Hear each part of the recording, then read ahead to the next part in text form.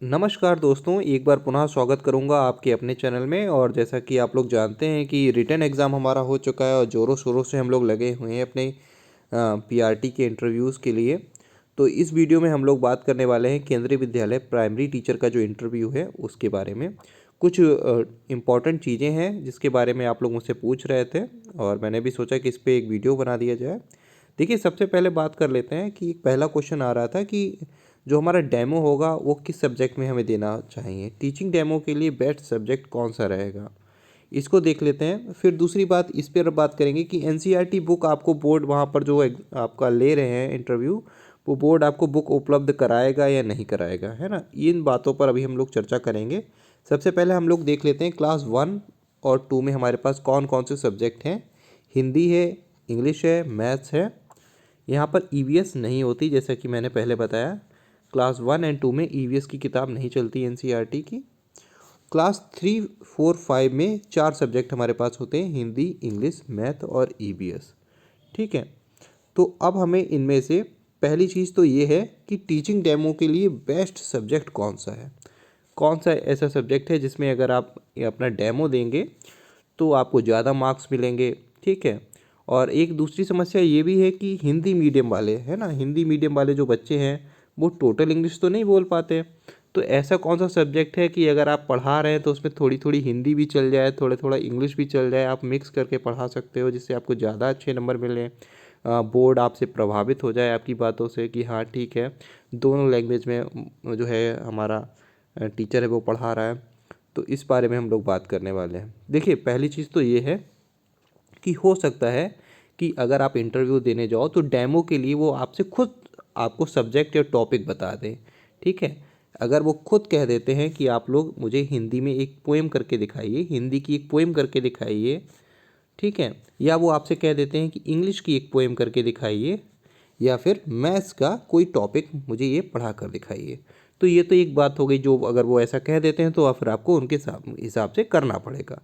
लेकिन यदि इस समय पर वो ये नहीं कहते, वो सिर्फ ये कहते हैं कि चलिए आप अपनी टीचिंग का एक छोटा सा डेमो हमें देख कर दिखाइए, जो भी आप पढ़ाना चाहें। ऐसा भी होता है, जब मेरा इंटरव्यू जब चल रहा था तो कुछ जगह जो था बोर्ड था उसने ये भी कह रखा था कि आप जो पढ़ाना चाहें आप पढ़ा कर दिखाइए, जिसमें आप सबसे ज़्यादा सुटेबल हो, जिस सब्जेक्ट में, जिस टॉपिक को लेकर।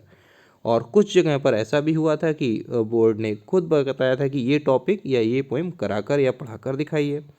तो अगर वो आपसे खुद कहते हैं कि ये वाला टॉपिक करा के दिखाना है या ये पढ़ाना है, हिंदी की पोएम पढ़ाइए, इंग्लिश की पोएम पढ़ाइए, मैथ्स का ये वाला टॉपिक पढ़ाइए, तो जो ऐसा वो कहते हैं वैसा आपको पढ़ाना होगा। लेकिन यदि वो कहते हैं कि नहीं आप अपने मन से पढ़ाइए, तो सबसे बेस्ट सब्जेक्ट मेरे हिसाब से मैथ्स होगा, है ना। मेरे हिसाब से मैथ्स सबसे बेस्ट सब्जेक्ट होगा पढ़ाने के लिए। उसकी एक वजह है, वो वजह क्या है वो मैं आपको शेयर कर देता हूँ यहाँ पॉइंट वाइज। देखिए, अगर आप हिंदी मतलब मीडियम से आते हैं, हिंदी मीडियम वाले हैं, स्टूडेंट हैं, तो आपको मैथ्स पढ़ाने में भी ज़्यादा दिक्कत नहीं होगी, क्योंकि आप मैथ तो आप जानते हैं। और दूसरी बात ये रहेगी कि इसमें आप दोनों लैंग्वेज को थोड़ा बहुत मिक्स करके पढ़ा सकते हैं। ठीक है। अगर आप इंग्लिश पढ़ाते हैं तो इंग्लिश आपको टोटल इंग्लिश में पढ़ानी होगी। इंग्लिश जब आप पढ़ा रहे होगे तो आप एक भी शब्द हिंदी का इस्तेमाल नहीं कर सकते। तो इसलिए इंग्लिश पढ़ाना थोड़ा सा मुझे लगता है जटिल रहेगा हिंदी मतलब मीडियम वालों के लिए। और हिंदी पढ़ाने में आप बिल्कुल भी अच्छी हिंदी, शुद्ध हिंदी का इस्तेमाल करिए। ऐसा ना हो कि आप हिंदी पढ़ाते पढ़ाते बीच में इंग्लिश बोल रहे हो, तो ये थोड़ा सा गलत इंप्रेशन डालते हैं। इस हिसाब से, मेरे हिसाब से, कि मैथ्स पढ़ाना सबसे अच्छा सब्जेक्ट रहेगा। मैथ्स आप तैयार करके जाते हैं। दूसरी बात ये भी है कि मैथ्स आप क्लास 1 में भी है, क्लास 3 और 5 में भी है ना। तो मैथ्स में आपको लैंग्वेज की कोई प्रॉब्लम नहीं होने वाली है। आप जो पढ़ा रहे हैं वो बिल्कुल मतलब दोनों लैंग्वेज में आप पढ़ा सकते हैं। ठीक है। सबसे इम्पॉर्टेंट बात क्या है कि मैथ्स क्यों, कैसा क्या होगा कि मतलब जो बोर्ड है आपसे वो एकदम प्रभावित हो जाएगा। वो इस वजह से, क्योंकि मैथ्स में आप क्रिएटिविटी बहुत कर सकते हैं, है ना। जैसे आप एडिशन पढ़ा रहे हैं तो आप कुछ भी बनाकर दिखा सकते हैं उनको। आसपास की जो चीज़ें हैं उनसे टीएलएम बना सकते हैं ना, टीचिंग लर्निंग मटेरियल। तो इस तरीके से आप उनको प्रभावित कर सकते हैं। आप उन्हें अगर मैथ्स पढ़ा रहे हैं तो आप उनसे क्वेश्चन पूछ सकते हैं। जैसे आप उनसे कहेंगे कि सर आप एज्यूम करिए, आप मान लीजिए थोड़ी समय के लिए आप स्टूडेंट हैं, क्लास 1 या क्लास 2 के या क्लास 3 के बच्चे हैं, तो आप उनसे क्वेश्चन पूछ सकते हैं, अच्छा बताओ बच्चों 5 और 5 मैंगोज़ को मैंने ऐड किया तो कितने मैंगोज़ हो गए, तो इसमें वो आंसर करेंगे। तो यह माहौल जो है थोड़ा सा क्रिएटिव हो जाएगा, है ना। तो उसमें क्या होता है कि जब वो लोग भी आपके साथ, जो बोर्ड मेंबर्स हैं वो आपके साथ आपको आंसर करने लगते हैं, आपके साथ पार्टिसिपेट करने लगते हैं, तो आपको मार्क्स ज़्यादा अच्छे मिलते हैं आपसे, क्योंकि वो प्रभावित होने लगते हैं। वहीं अगर हम हिंदी या इंग्लिश या ईवीएस की बात करें, देखिए ईवीएस के लिए, तो ईवीएस में एक प्रॉब्लम ये है कि आपको सिर्फ 3 और 4 5 में, मतलब 3 क्लासेस में ईवीएस है, 1 2 में ईवीएस है नहीं। और ईवीएस के लिए आप इतना तैयार हो नहीं पाएंगे कि वहाँ पर टीएलएम तुरंत ढूंढ पाएँ, है ना।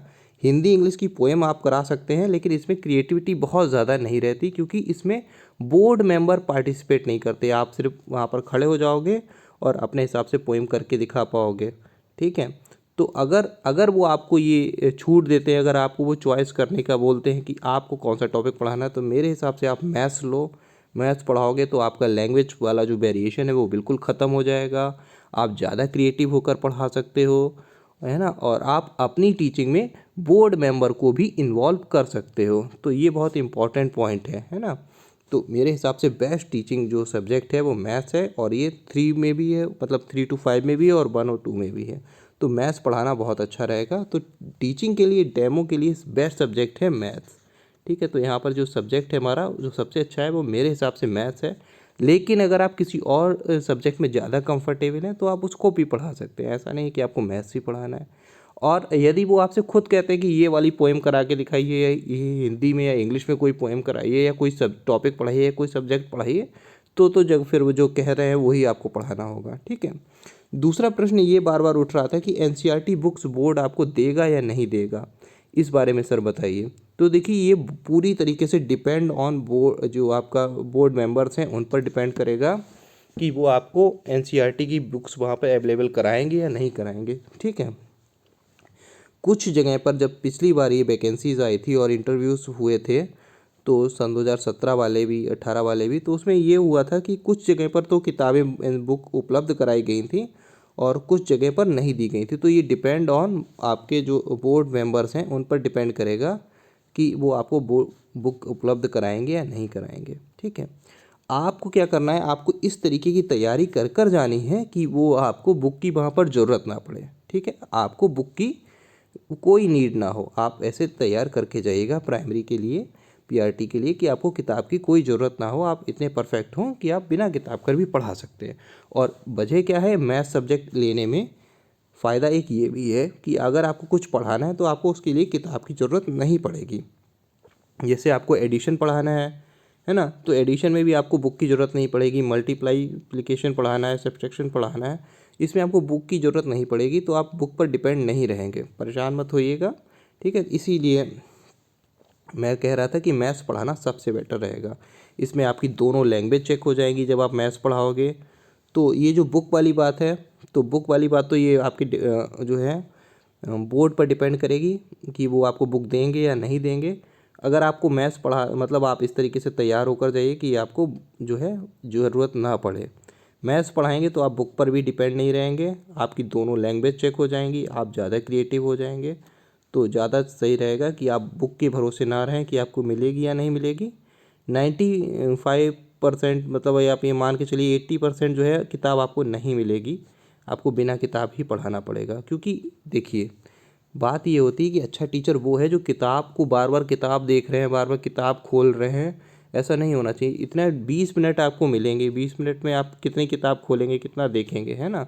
तो आप ये मान के चलिए किताब आपको नहीं मिलेगी, बुक आपको नहीं मिलेगी। इस बात के चांसेस जो हैं 80% है कि आपको बुक नहीं मिलेगी, ठीक है। तो बिना बुक के आप तैयार करके जाइए। इसीलिए मैंने एक पहले कहा था कि किताब आप ख़रीद लीजिए, पहले से तैयार रखिए, पूरी किताब आपको पहले से पता हो तो ज़्यादा आप अच्छे रहेंगे। और पढ़ाने के लिए आप मैथ्स का इस्तेमाल करिए, मैथ्स जो है सब्जेक्ट को चूज़ करिए। इसमें भी आप ज़्यादा क्रिएटिव होकर पढ़ा सकते हैं। बहुत सारी चीज़ें हैं पढ़ाने के लिए, बहुत सारे टॉपिक्स हैं जो, मतलब इसमें आपको ये भी जज कर लिया जाएगा कि आप किस तरीके से टफ़ से टफ़, कठिन से कठिन टॉपिक को कितना ईजी वे में पढ़ा सकते हैं, कितना आप मतलब डाउन टू अर्थ होकर पढ़ा सकते हैं, कितना आप जो है बच्चे को समझा सकते हैं। आपकी दोनों लैंग्वेज चेक हो जाएंगी, हिंदी भी आप बोल सकते हैं, इंग्लिश भी आप बोल सकते हैं।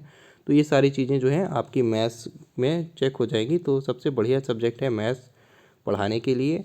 और बुक आपको बोर्ड में देगा या नहीं देगा, तो आप ये मान के चलिए कि 80% आपको बुक नहीं मिलेगी, आपको बिना बुक कर ही पढ़ाना पड़ेगा। तो ये इस बात का इस वीडियो का सारांश था कि टीचिंग डेमो के लिए बेस्ट सब्जेक्ट है मैथ्स।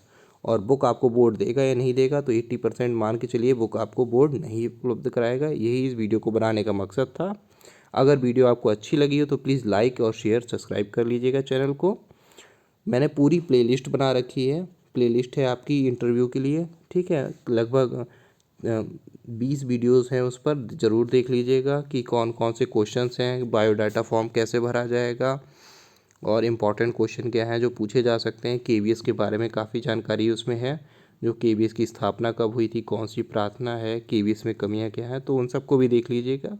चलिए मिलते हैं फिर किसी इन्फॉर्मेटिव वीडियो में, तब तक के लिए जय हिंद जय भारत। तैयारी करते रहिएगा, बहुत जल्द ही आपका केंद्रीय विद्यालय का इंटरव्यू होने वाला है, ऐसी सूचना मिल रही है, ठीक है। इंटरनल सूचना यही है कि आप मान के चलिए 10 से 15 दिन के अंदर आपके इंटरव्यू स्टार्ट हो जाएंगे। पीआरटी के इंटरव्यू बाद में होंगे, ठीक है। चलिए उस पर बात करते हैं हम लोग जल्दी। जय हिंद जय भारत।